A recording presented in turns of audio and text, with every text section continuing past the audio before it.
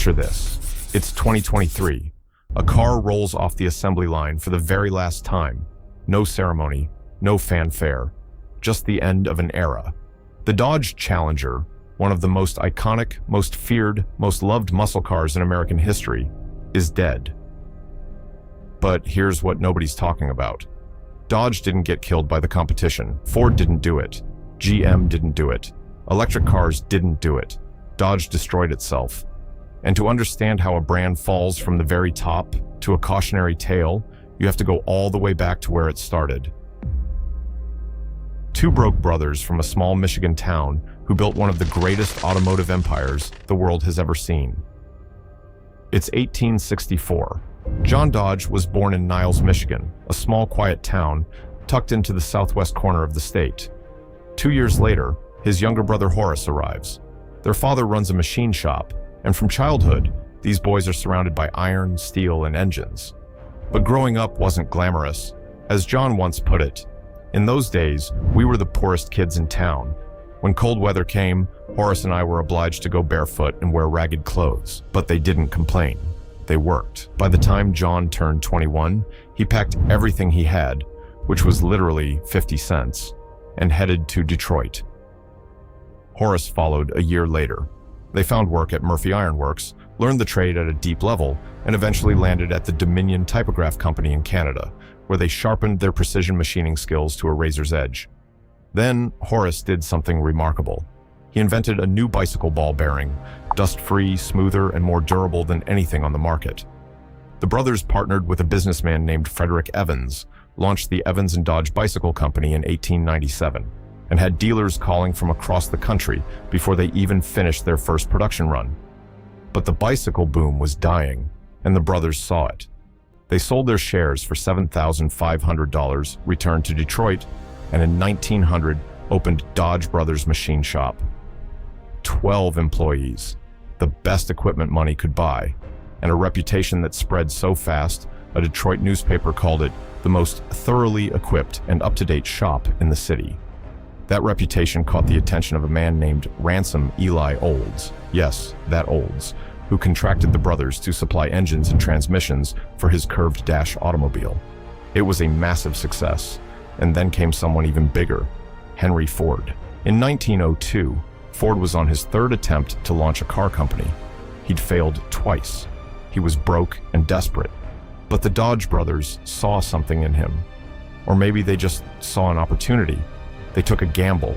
They turned down a safer renewal contract from Oldsmobile and signed on with Ford instead. Ford couldn't pay on time. He frequently missed payments.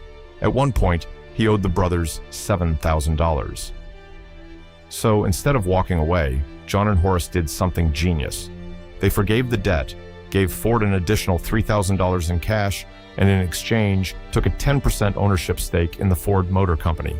Henry Ford hated it, but he had no choice. That 10% stake turned their $10,000 investment into $32 million over the years, one of the greatest returns in business history.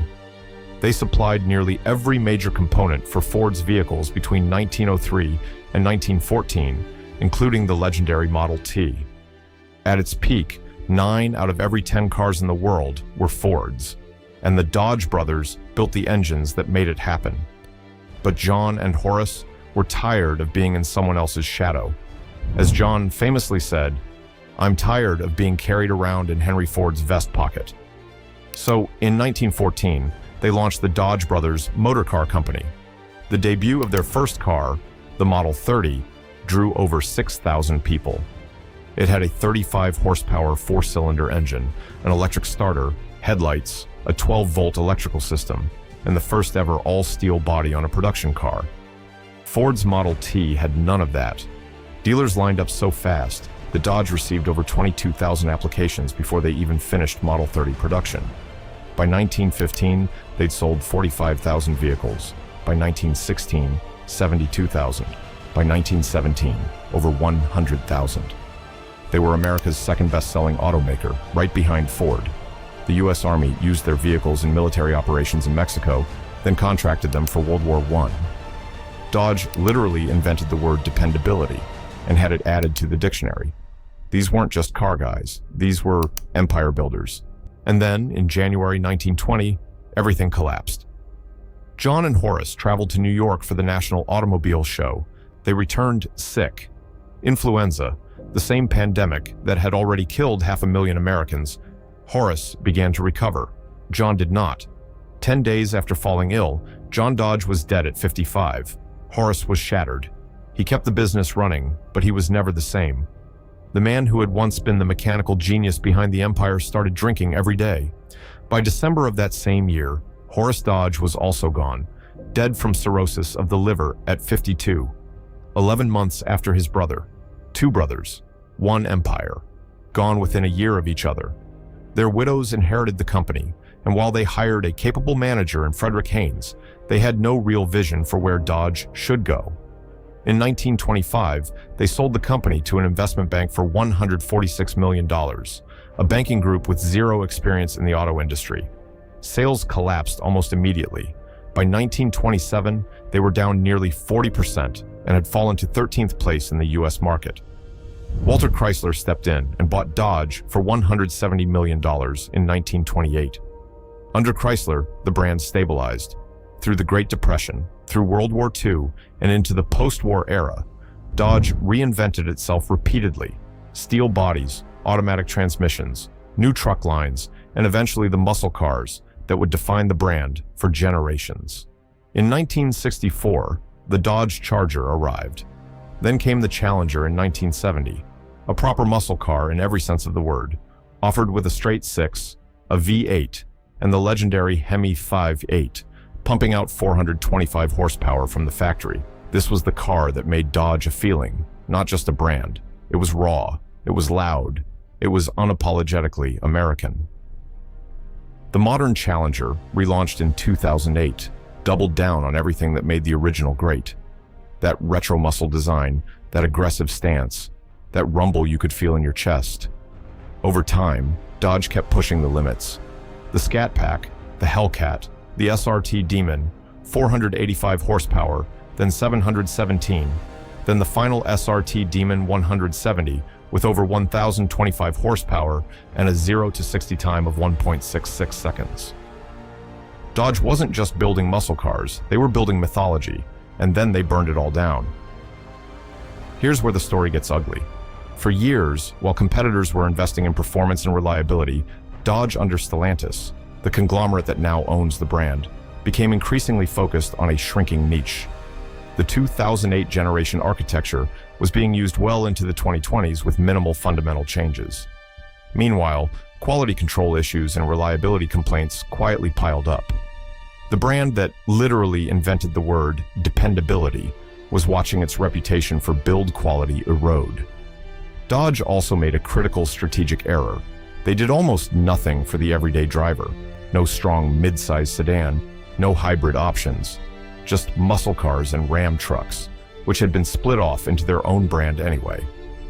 Dodge became a one-trick pony in a market that was rapidly moving on. And then came the announcement that stunned fans. The Challenger and Charger would be discontinued after 2023. The last Challenger ever built was the SRT Demon 170, the most powerful muscle car ever produced. A fitting farewell, but a farewell nonetheless. The reason Dodge gave: the electric transition, the future, evolution. But let's be honest, this wasn't evolution, this was abandonment. Because what's coming to replace the Challenger isn't a muscle car. It's an electric crossover wearing the Challenger name. No V8, no Hemi, no roar, no soul. Just a badge on a body that would make John and Horace Dodge spin in their graves. Dodge had one of the most loyal fan bases in the automotive world. People didn't just buy Challengers, they identified with them. And instead of bridging the gap, instead of offering both an electric future and a combustion present, Dodge chose to kill the thing that made it special. Ford kept the Mustang name and launched the Mach-E as a separate product. Dodge could have done the same. They chose not to. Two brothers built this brand from nothing, from 50 cents and a dream.